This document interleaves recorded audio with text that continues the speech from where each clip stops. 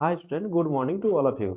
आज हम फिजिक्स के बारे में पढ़ने वाले हैं। फिजिक्स में कुछ महत्वपूर्ण प्रश्न हैं जो हमेशा 2 नंबर में पूछे जाते हैं। तो आइए हम लोग देखते हैं बिना समय गंवाए। पहला प्रश्न है हम लोग का बाबू कि अवतल दर्पण का उपयोग लिखे कि अवतल दर्पण का उपयोग कहाँ कहाँ होता है, किस प्रकार से होता है। आइए लिखें। तो देखिए, पहला उपयोग है यहाँ पे, ध्यान दीजिएगा क्या है। देखिए, पहला उपयोग वो बताया गया है कि अवतल दर्पण का उपयोग क्या है, वो निम्नलिखित है। बड़े आकार के अवतल दर्पण का प्रयोग ऊर्जा के लिए ऊर्जाओं के लिए किया जाता है। मतलब इसके कहने का मतलब क्या है कि हम लोग अगर बड़ा अवतल दर्पण लेंगे तो इससे हम क्या कर सकते हैं, बड़े से प्रकाश को एकत्रित करते एक जगह इकट्ठा करके हम ऊर्जा प्राप्त कर सकते हैं। दूसरा बताया गया है, यहाँ पर ध्यान दीजिएगा, इसका प्रयोग वाहनों की headlight, lamp, search light, torch इत्यादि में किया जाता है।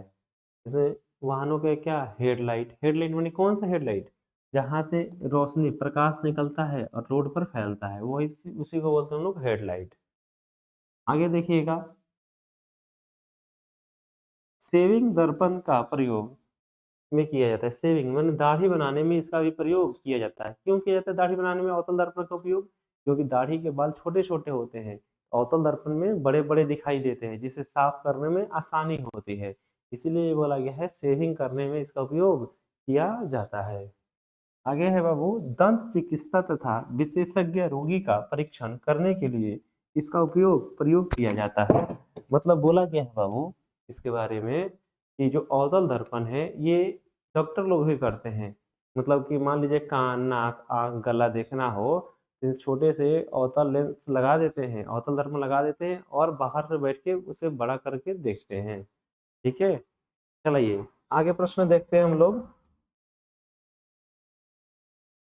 हाँ देखिए, यहाँ पे खूबसूरत सा प्रश्न आ गया जो परीक्षा में सीधे तौर पर पूछे जाते हैं। देखिए, बोला गया है कि प्रकाश के अपवर्तन के नियम को लिखें या समझाइए। ठीक है, कि प्रकाश के अपवर्तन के नियम क्या होता है। तो आप लोग हम दोनों नियम बता देते हैं कि प्रकाश के परिवर्तन के कितने नियम होते हैं और प्रकाश के अपवर्तन के कितने नियम होते हैं। तो आइए, प्रकाश के अपवर्तन के नियम कि आपतित किरण, अपवर्तित किरण और आपतन बिंदु पर डाला गया अभिलंब तीनों एक ही तल में होता है।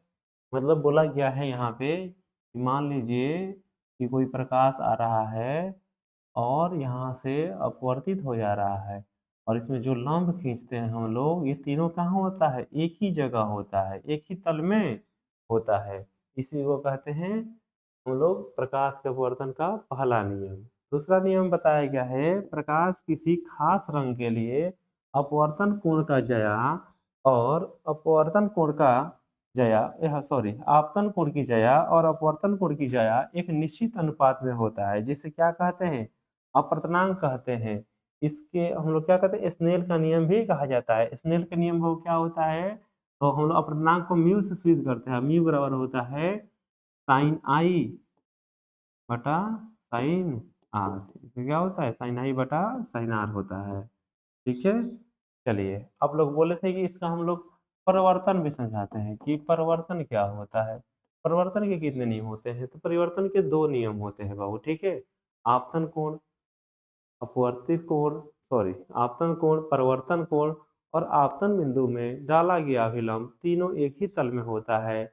और इसका दूसरा होता है कि आपतन कोण परिवर्तन कोण के बराबर होता है। अगर आपतन कोण 10 डिग्री है तो परिवर्तन कोण भी कितना होगा, 10 डिग्री होगा। इसीलिए बोलते हैं कि कोण आई बराबर कोण आर। आई मतलब होता है इंसिडेंट एंगल, इसके बाद रिफ्लेक्टेड एंगल। ठीक है, चलिए आगे प्रश्न देखते हैं।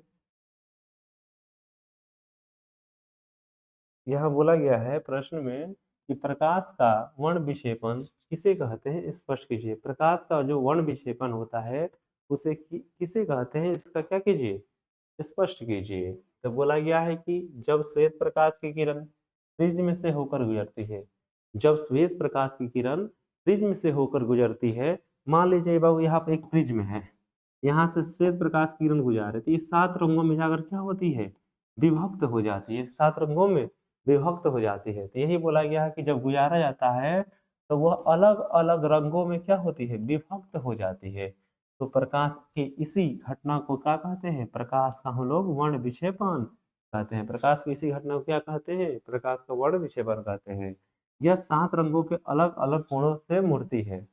और लाल रंग सबसे कम मूर्ति है। लाल रंग क्या होता है, सबसे कम मूर्ति है, और बैगनी रंग सबसे क्या होता है, अधिक मूर्ति है।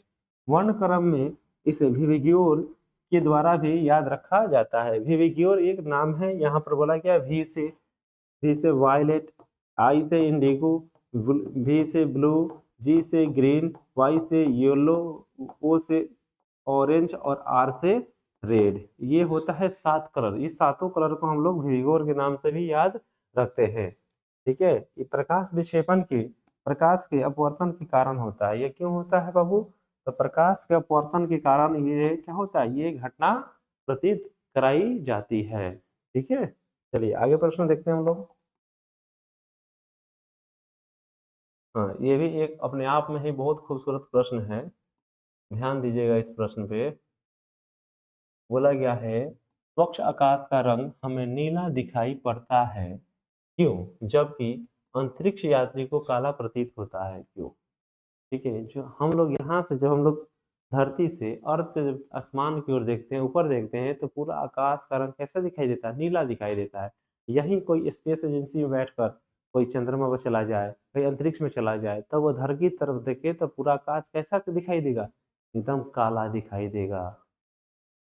ठीक है, तो देखिएगा, बोला गया है, सूर्य का प्रकाश जब किसी वायुमंडल में प्रवेश करता है तब प्रकाश के प्रकीर्णन होता है। प्रकाश का प्रकीर्णन मतलब क्या होता है, कोई कण से टकराएगा, ये कण से चारों तरफ प्रकाश निकल जाएगा।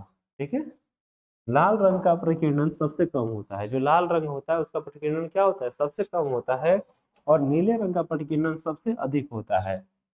रंग के प्रकीर्णन की वजह नीले रंग की अधिकतम होती है, इसीलिए आकाश का रंग नीला दिखाई पड़ता है। आगे सुनिएगा, बोला गया है कि अंतरिक्ष में जब प्रकाश के प्रकीर्णन नहीं होता है, अंतरिक्ष में कोई प्रकाश का प्रकीर्णन नहीं होता है, इसीलिए अंतरिक्ष यात्री को आकाश का रंग कैसा दिखाई देता है, काला दिखाई देता है। अंतरिक्ष यात्रियों का आकाश का रंग कैसा दिखाई देता है, काला दिखाई देता है। हम लोग यहाँ से एक ऑब्जेक्टिव प्रश्न पूछता है कि जब हम चंद्रमा पर से हम आकाश को या पृथ्वी की तरफ देखते हैं तो आकाश का रंग कैसा दिखाई देता है, तो याद रखिएगा हमेशा वो कैसा दिखाई देता है, काला दिखाई देता है। ये बार बार दोहराया गया ऑब्जेक्टिव में प्रश्न होता है। चलिए आगे देखिए हम लोग, 5 नंबर प्रश्न है। ये भी अपने आप में जोरदार प्रश्न है। देखिएगा, बोला गया है कि दृष्टि दृष्टि क्या है, यह कितने प्रकार के होता है। तो बोला गया है, सामान्य नेत्र द्वारा 25 सेंटीमीटर पर जब वस्तु को स्पष्ट देखते हैं, देख पाते हैं। 25 सेंटीमीटर मतलब कि इतना दूरी होगा जो यहाँ से स्पष्ट दिखाई देता है, ये होगा 25 सेंटीमीटर। यहाँ तो अनंत तक देख सकते हैं। अब बोला जाए आग से कितना दूर तक देखा जा सकता है, अनंत तक। तो पूछेगा लोग सर अनंत तक कैसे देख सकते हैं, सूर्य मान लो कि अनंत पर है, क्या हमें सूर्य दिखाई देता है कि नहीं दिखाई देता है, आप बोलिए, सूर्य दिखते हैं कि नहीं दिखाई देता है, देता है। अगर हम पास में ला ले, एकदम पास में ले, तो क्या हमें दिखाई देगा, कोई अक्षर साफ साफ तो दिखाई नहीं देगा। इसीलिए बोला गया है अगर स्पष्ट देखना है किसी चीज को तो हमें 25 सेंटीमीटर की दूरी पर रखनी चाहिए। यही बोला गया है यहाँ पर, जब किसी स्पष्ट को दर्शन के लिए न्यूनतम दूरी वस्तु पर स्पष्ट नहीं दिख पाते हैं तो उसे कहा जाता है नेत्र में दृष्टि दोष हो गया है, माने कोई ना कोई दोष उत्पन्न हो गया है। यह मुख्यतः दोष 4 प्रकार के होते हैं। कितने होते हैं, निकट दृष्टि दोष। जब भी निकट दृष्टि दोष बोले तो इसमें दूर की वस्तु साफ साफ दिखाई नहीं देती है, निकट की वस्तु साफ साफ दिखाई देती है। दीर्घ दृष्टि दोष, जरा दृष्टि दोष, और एक होता है अबिंदुकता। ठीक है, चलिए आगे पढ़ते हैं हम लोग। ये लास्ट प्रश्न है, देखिएगा।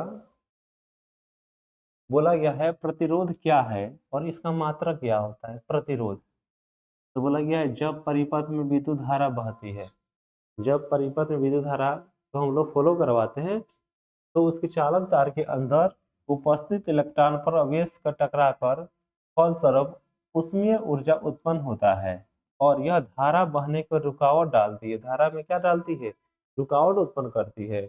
अतः प्रतिरोध एक ऐसा गुणधर्म है जो किसी चालक तार में इलेक्ट्रॉन का प्रवाह का विरोध करता है। इलेक्ट्रॉन का प्रवाह का क्या करता है? विरोध करता है, इलेक्ट्रॉन को आगे नहीं जाने देता है।